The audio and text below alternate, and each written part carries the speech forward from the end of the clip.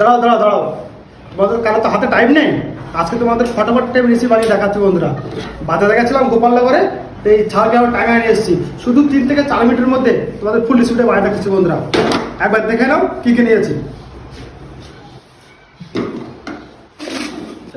কাটা পেঁয়াজ দিয়েছি, 2টো কাটা পেঁয়াজ, একটা কাঁচা টমেটো, আর কিছু কিছু ছোটো ছোটো তোমার জন্য কিছু ছোটো ছোটো আলু নিয়েছি। আর নিয়েছি এর মধ্যে একটু আদা রসুন পেস্ট, একটু জিরা আছে, আর বাটা। তেল গরম হয়ে গেছে আমার, এটা আমি দিয়ে দিচ্ছি পেঁয়াজ, টমেটো, আলু একসাথে। আলু কিন্তু সব ফ্রাই হয়ে গেছে। এর মধ্যে আমি মাছ ঢেলে দেবো।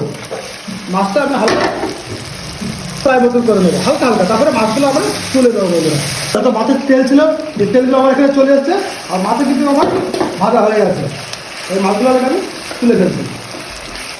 আদা রসুন পেস্ট আর জিরা, লঙ্কা বাটা, বাকি সব মশলা কিন্তু আমার পেস্ট হয়ে গেছে।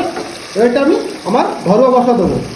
জিরে পাউডার, হলুদ, ধনে পাউডার, হালকা মির্চি পাউডার, আর পরিমাণ মতন লবণ বন্ধুরা। আর গরম মশলা অবশ্যই দেবে, গরম মশলা কিন্তু কম্পালসারি। মশলা কষালে কিন্তু পুরো কমপ্লিট বন্ধুরা। গ্রেভিটা খুব সুন্দর হয়ে গেছে। এবারটা আমার যে মশলা বাটা জল ছিল মিক্সার, সেই জলটা আমি কিন্তু দিচ্ছি বন্ধুরা হালকা পরিমাণে। আমার গ্রেভি কিন্তু রেডি। ফুল মাছ আমি দিয়ে দিচ্ছি কিন্তু ঝোলের মধ্যে।